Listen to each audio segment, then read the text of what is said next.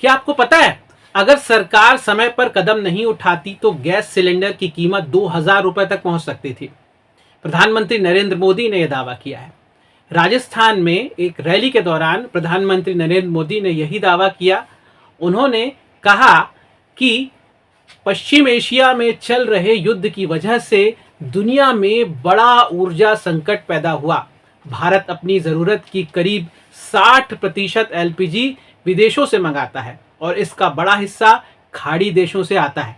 ऐसे में खतरा था कि गैस की सप्लाई रुक सकती है और कीमतें तेजी से बढ़ सकती है।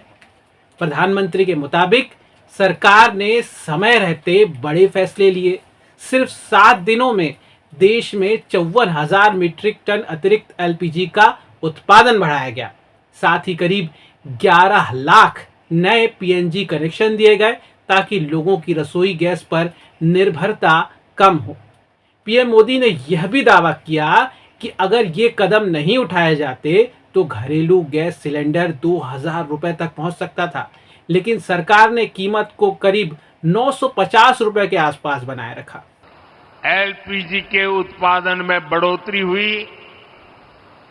पहले जो 35,000 मैट्रिक टन एलपीजी का उत्पादन देश में होता था, संकट के दौरान वो 54,000 मैट्रिक टन बढ़ गया। जिन रिफाइनरीज ने पहले कभी एलपीजी नहीं बनाया था, उन्हें भी इसके लिए कॉन्फ़िगर किया गया।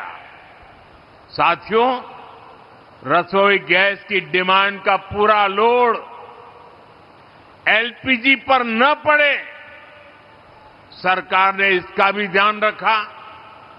पीएनजी कनेक्शन यानी पाइप से रसोई गैस के कनेक्शन बढ़ाने का अभियान चलाया गया। बहुत ही कम समय में भारत ने करीब 11 लाख से ज्यादा घरों को गैस का पीएनजी कनेक्शन से जोड़ दिया। भाइयों बहनों, हमने एक और सप्लाई को सुनिश्चित किया। दूसरी ओर घरेलू उपभोक्ताओं पर बहुत बोझ भी नहीं पड़ने दिया। जो हालात थे, उनमें घरेलू गैस सिलेंडर की कीमत 2,000 रुपये तक जा सकती थी। बड़े बड़े मार्केट एक्सपर्ट यही आकलन कर रहे थे, लेकिन हमारे यहां अभी भी घरेलू एलपीजी सिलेंडर 950 रुपये से भी कम में दिया जा रहा है। इतना ही नहीं, प्रधानमंत्री ने किसानों का भी जिक्र किया। उन्होंने कहा कि यूक्रेन युद्ध के दौरान दुनिया में यूरिया की कीमत 3,000 रुपए प्रति बोरी से ऊपर चली गई थी, लेकिन भारत में किसानों को करीब 300 रुपए में यूरिया मिलता रहा क्योंकि सरकार ने भारी सब्सिडी दी।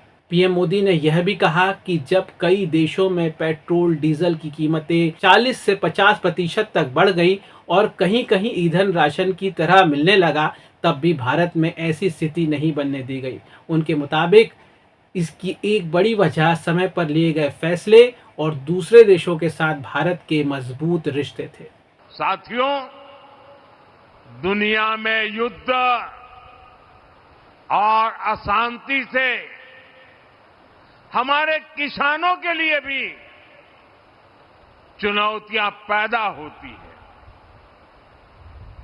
अभी वेस्ट एशिया क्राइसिस, खाड़ी के देशों का संकट और इसके पहले यूक्रेन युद्ध के कारण दुनिया में खाद का बड़ा संकट भी पैदा हुआ।